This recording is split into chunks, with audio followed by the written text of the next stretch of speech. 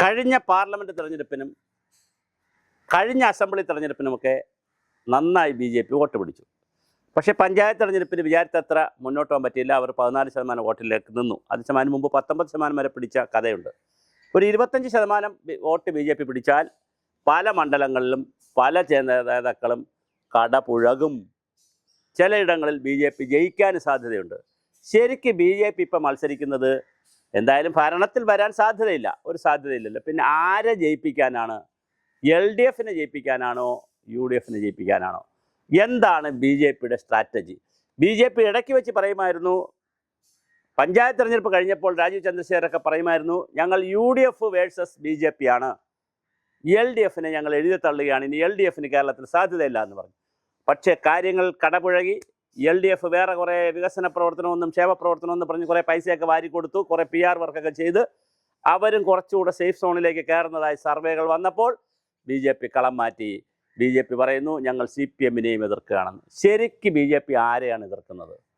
BJP സ്വതന്ത്രമായ അധികാരത്തിൽ വരാൻ പറ്റാത്തൊരു സാഹചര്യത്തിൽ നിൽക്കുമ്പോൾ ആരെങ്കിലുമായിട്ട് അണ്ടർസ്റ്റാൻഡിംഗ് ഉണ്ടോ?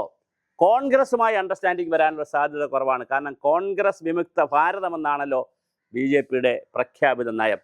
അതുകൊണ്ട് സാധ്യത കുറവാണ്. പിന്നെ ചില മണ്ഡലങ്ങളിൽ RSS BJPക്കാരൊക്കെ NSSന് സ്ട്രോങ് ആയിട്ടുള്ള ആളുകൾ, അല്ലെങ്കിൽ SNDPക്ക് സ്ട്രോങ് ആയിട്ടുള്ള ആളുകൾ, കൃത്യമായ ഹിന്ദു ആളുകളൊക്കെ മത്സരിക്കുന്ന ചില മണ്ഡലങ്ങളിൽ ചില അൽക്കുലുത്ത് പരിപാടിയൊക്കെ നടക്കും. അത് എല്ലാ കാലത്തുമൊക്കെ വോട്ട് മറിച്ചുമൊക്കെ കൊടുത്തിട്ടുണ്ട്, അത് നടക്കും. അതേസമയം ഇപ്പോൾ ഒരു ചോദ്യം ഉള്ളത്, ഒരു 4-5 സീറ്റുകളിൽ, നിയമം ഉൾപ്പെടെയുള്ള 3-4-5 സീറ്റുകളിൽ, പ്രത്യേകിച്ച് വേണമെങ്കിൽ V മുരളീധരൻ, കാട്ടാക്കട IB സതീഷിൻ്റെ അവിടെ, പിന്നെ നമ്മുടെ കൃഷ്ണദാസ്, വേണമെങ്കിൽ വട്ടിയൂർക്കാവിൽ ശ്രീലേഖ, പിന്നെ പാലക്കാട് ഇപ്പോൾ CPMനെ അവിടെ ആളിനെ ജയിപ്പിച്ചേ പറ്റുള്ളൂ, റസാക്കിനെ ജയിപ്പിച്ചെടുത്തേ പറ്റുള്ളൂ എന്ന് നിർബന്ധമൊന്നുമില്ല. പാലക്കാട്, പിന്നെ വേണമെങ്കിൽ മഞ്ചേശ്വരം, ഇങ്ങനെ ഒരു 3-4-5 സീറ്റുകൾ BJPക്ക് കൊടുത്തുകൊണ്ട് ഒരു കേവല ഭൂരിപക്ഷത്തിലേക്ക് CPM വരുമോ? കൗതുകമുള്ളൊരു രാഷ്ട്രീയമാണ് കേരളം ചർച്ച ചെയ്യുന്നത്.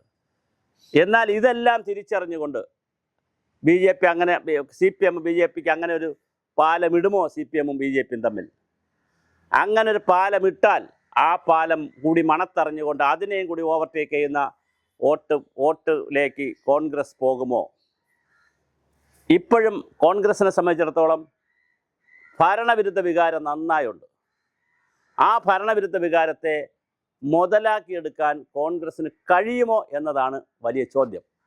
പക്ഷെ അതിനിടയിലാണ് അവർ ഉൾപാർട്ടി ജനാധിപത്യം എന്ന് പറഞ്ഞ് തമ്മിലടി. കോൺഗ്രസ്സിനകത്ത് അടി, ലീഗിനകത്ത് പ്രശ്നങ്ങൾ വന്നു, വനിതാ ലീഗിൻ്റെ പ്രശ്നങ്ങൾ വന്നു, രണ്ടത്താണിയുടെ പ്രശ്നങ്ങൾ വന്നു, പല പ്രശ്നങ്ങൾ ലീഗിനകത്ത് വന്നിട്ടുണ്ട്.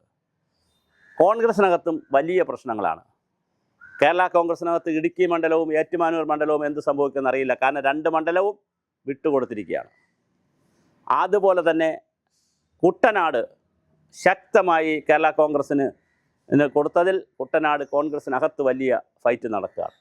അപ്പോൾ ഇങ്ങനെയുള്ള അന്തർധാരകളും ആഭ്യന്തര യുദ്ധങ്ങളും കാരണം ഓരോ പാർട്ടികളും ഇങ്ങനെ നിൽക്കുമ്പോൾ BJP എന്ത് നിലപാടെടുക്കും? BJP എടുക്കുന്ന നിലപാട് CPMന് അനുകൂലമായി മാറുമോ? CPMന് നേരിട്ട് വോട്ട് ചെയ്യുമോ എന്നുള്ളതല്ല, പക്ഷേ കോൺഗ്രസ്സിനെ പിടിക്കാൻ തീരുമാനിച്ചാൽ, കോൺഗ്രസ്സിന് കിട്ടേണ്ട വോട്ടുകളെ തളയ്ക്കാൻ തീരുമാനിച്ചാൽ തീർച്ചയായിട്ടും BJP CPMന് അനുകൂലമായൊരു നിലപാടിലേക്ക് മാറുമോ എന്നൊരു ചോദ്യവും കേരള സമൂഹം ചോദിക്കുന്നുണ്ട്.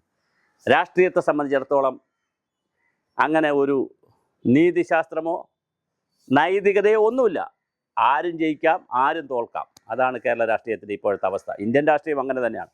രാവിലെ BJP, ഉച്ചയ്ക്ക് കോൺഗ്രസ്, വൈകുന്നേരം കമ്മ്യൂണിസ്റ്റ്, തിരിച്ചും എല്ലാവരും അങ്ങോട്ടും ഇങ്ങോട്ടുമൊക്കെ മാറുകയും മറിയുകയും ഒക്കെ ചെയ്യുന്ന പുതിയ രാഷ്ട്രീയ കാലാവസ്ഥയിലാണ് കേരളം പോയിക്കൊണ്ടിരിക്കുന്നത്. അതുകൊണ്ട് തന്നെ പുതിയ കാലഘട്ടത്തിൻ്റെ, പുതുയുഗ കാലഘട്ടത്ത് ഒരാൾ ഇന്ന പാർട്ടിയിൽ ഉറച്ചു നിന്നുകൊള്ളുമെന്നും ആദർശാത്മക വോട്ടെടുപ്പിൽ പങ്കെടുക്കുമെന്നും ആശയപരമായി ചിന്തിക്കുന്നെന്നും പറയുന്ന കാലമെല്ലാം കഴിഞ്ഞു.